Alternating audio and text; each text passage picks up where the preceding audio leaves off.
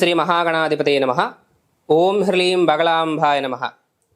కాలమహిమ YouTube ఛానల్కు స్వాగతం. ఆధ్యాత్మిక విషయాలు, రాశిఫలాలు, జాతక సమస్య, వాస్తు సమస్య, తగు పరిష్కార మార్గాలను మా ఈ ఛానల్ నందు శాస్త్రోక్తంగా తెలియజేయడం జరుగుతుంది. ఇక ఈరోజు నేను తెలియచేయాలనుకున్న అంశము శ్రీ క్రోధినామ సంవత్సర ఉగాది వార్షిక ఫలితాలు, నవనాయకుల ఫలితము, అలాగే ఈ యొక్క ద్వాదశ రాశుల వారికి, ఈ 12 రాశుల వారికి అనుకూల గ్రహాలేమిటి, ప్రతికూల గ్రహాలేమిటి, ప్రధానంగా ఏ గ్రహాలు సంవత్సర ఫలితాల్లో మనపై దృష్టి సాధిస్తాయి, అనుకూలంగా లేనటువంటి గ్రహాలకు ఎటువంటి దేవతా ఆరాధన, ఎటువంటి జప నియమ నిబంధనలను పాటించాల్సిన అవసరం ఉన్నది, అలాగే రాజ్యపూజ్య అవమానాలేమిటి, ఆదాయ వ్యయాలేమిటి, దాంతోపాటుగా ఎటువంటి విషయాలు ఏ రాశి వారికి అనుకూలంగా ఉన్నాయి, ఏ రాశి వారికి ప్రతికూలంగా ఉన్నాయి, ఈ విషయాలన్నింటినీ కూడా ఈ వీడియోలో నేను సమగ్రంగా తెలియచేస్తాను. తులారాశి వారికి ఆదాయం చూసుకున్నట్లయితే 2 గాను, వ్యయం చూసుకున్నట్లయితే 8 గాను, రాజ్యపూజ్యం 1 గాను, అవమానం 5గా గోచరిస్తున్నది.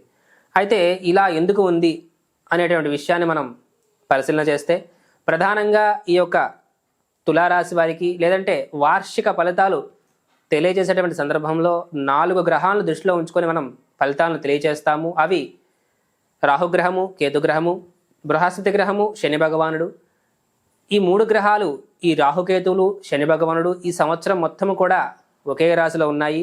ఈ బృహస్పతి గ్రహం మాత్రం మే 1వ తారీఖు నుండి వృషభంలో మారుతూ ఉన్నది. కాబట్టి మే 1వ తారీఖు నుండి వృషభంలో ఉన్నటువంటి గురువు మిగతా గ్రహాలను అనుసరించి ఈ వార్షిక ఫలితాలను ఈ సంవత్సరం ఎలా ఉంటుంది అనేటువంటి విషయాన్ని చూసినట్లయితే, ఈ యొక్క తులారాశి వారికి మీ యొక్క 5వ స్థానంలో శని భగవానుడు, 6వ స్థానంలో 6వ స్థానంలో రాహుగ్రహము, మీ యొక్క 12వ స్థానంలో కేతుగ్రహము, మీ యొక్క 8వ స్థానంలో బృహస్పతి గ్రహము. ఇలా ఉండటం వలన ప్రధానంగా పంచమంలో ఉన్నటువంటి శని భగవానుడు మనశ్శాంతిని తగ్గించేటువంటి సందర్భం ఉంటుంది. విద్యా సంబంధిత విషయాలు ఇబ్బందికరంగా ఉంటాయి. ఉదర సంబంధిత అనారోగ్య బాధకు తులారాశి వారికి ఆస్కారం సూచిస్తున్నది. తండ్రి నుంచి రావాల్సిన ఆస్తిపాస్తుల విషయాల్లో ఇబ్బందులు కలుగుతాయి. వారికి మీకు మధ్య వాగ్వివాద సూచనలకు ఆస్కారం ఉంటుంది.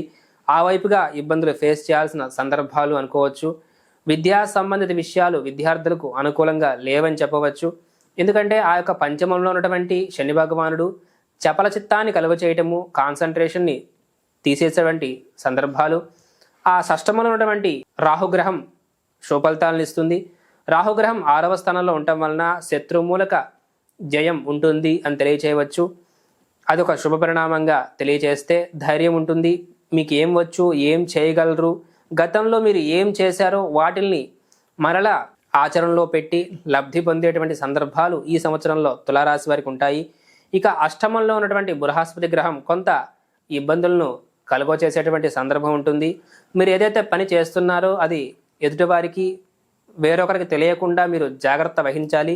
మీరు ఏదైనా ముందుగా ఇలా చేస్తున్నాము అని తెలియజేసినట్లయితే ఆ పనులు మధ్యలో ఆగిపోయేటువంటి, నిలిచిపోయేటువంటి సందర్భం అధికంగా గోచరిస్తూ ఉన్నది అని తెలియచేయవచ్చు ఈ యొక్క తులారాశి వారికి. దాంతోపాటుగా ధన సంబంధిత విషయాలతో ఇబ్బందులు ఎదుర్కోవాల్సిన సందర్భాలు ఉంటాయి. నూతనంగా ఏదైనా పెట్టుబడులు పెడుతూ ఉంటే జాగ్రత్త వహించండి.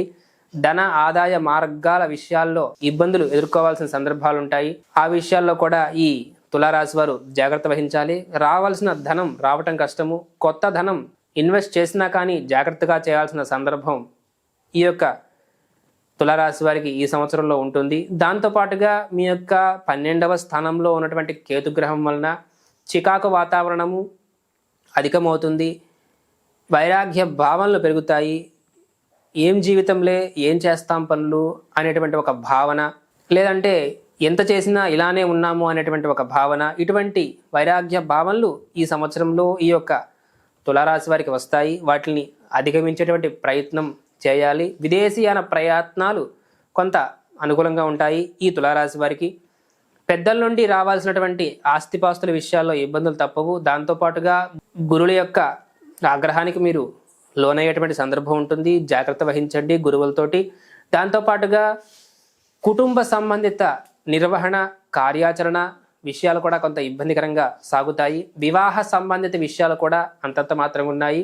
వివాహితుల మధ్య ఘర్షణ వాతావరణము, ప్రేమికుల మధ్య వాగ్వివాదాలు, మీ యొక్క పెళ్ళైన వారు ఉంటే మీ యొక్క అత్తగారి వైపు నుండి చిన్నపాటి సమస్యలు మీరు ఎదుర్కోవాల్సిన సందర్భాలు కూడా ఈ సంవత్సరంలో ఈ తులారాశి వారికి గోచరిస్తూ ఉన్నాయి.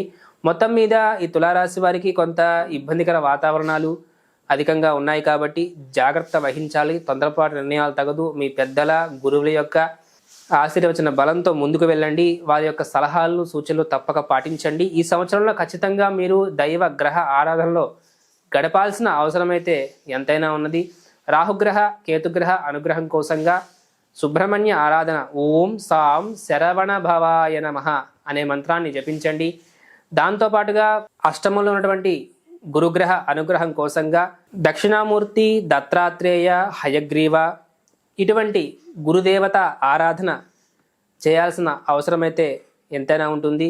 గురువారం రోజున అశ్వత్థ నారాయణ ప్రదక్షిణ చేయటము, 16 ప్రదక్షిణల రావి చెట్టు చుట్టూ చేస్తూ ఉండటము, గురువారం రోజున ఉపవాస నియమాలను దత్త అనుగ్రహం కోసంగా పాటుపడటము ఇటువంటి విషయాలను చేయాలి.